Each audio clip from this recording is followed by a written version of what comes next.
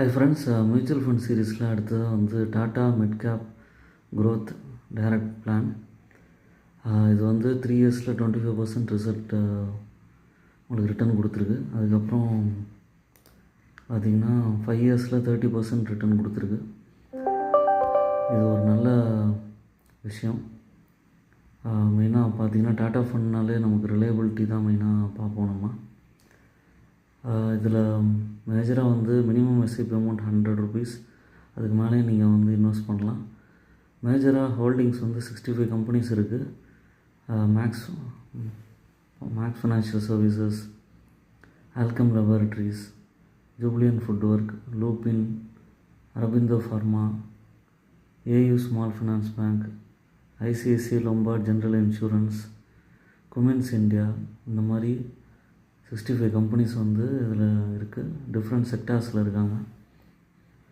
Financial, health care, services, insurance, capital goods, இது மாதிரி different செக்டார்ஸில் இருக்காங்க. இது ஒரு நல்ல விஷயம். டைவர்சிஃபைடாக இருக்குது. ஹோல்டிங் அனாலிசிஸில் பார்த்திங்கன்னா ஈக்விட்டியில் 91% இருக்குது, கேஷில் 8.6% இருக்குது. அதுக்கப்புறம் ஈக்விட்டி செக்டர் அலோகேஷன் வந்து நான் சொன்ன மாதிரி மெயினாக அதர்ஸ் 24.5%, ஹெல்த் கேரில் 16%, ஃபினான்ஷியலில் 16%, கன்ஸ்ட்ரக்ஷனில் 12%, சர்வீசஸில் 9%, ஆட்டோமேட்டிவில் 7%, கேபிட்டல் குட்ஸில் 6%, கெமிக்கல்ஸில் 6.6% இருக்குது.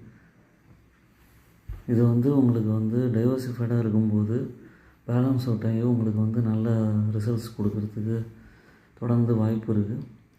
அதுக்கப்புறம் எக்ஸ்பென்ஸ் ரேஷியோ 0.66% இருக்குது. எக்ஸிட் லோடு உங்களுக்கு வந்து ஜென்ரலாக பார்த்திங்கன்னா டேக்ஸில் வந்து 1 இயர்க்குள்ளே இதை க்ளோஸ் பண்ணுறீங்கன்னா 12.5% டேக்ஸ் பே பண்ணுற மாதிரி இருக்கும்.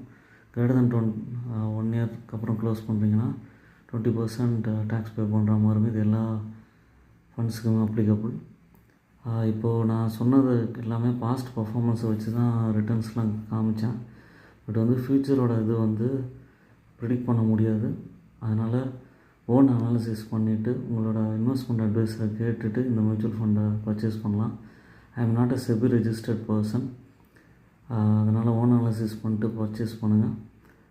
உங்களோட இன்வெஸ்ட்மெண்ட் ஜேர்னியை தொடர்ந்து கன்டினியூ பண்ணுங்கள். என்னோடய சேனலை சப்ஸ்கிரைப் பண்ணுங்கள், லைக் பண்ணுங்கள், எல்லா வீடியோஸும் தொடர்ந்து பாருங்கள். என்னோடய வீடியோஸை உங்களோட ஃப்ரெண்ட்ஸ் அண்ட் ஃபேமிலிஸ்க்கு ஷேர் பண்ணுங்கள். என்னை தொடர்ந்து சப்போர்ட் பண்ணிங்கன்னா இந்த மாதிரி நல்ல நல்ல வீடியோஸ் தொடர்ந்து பார்க்கலாம்.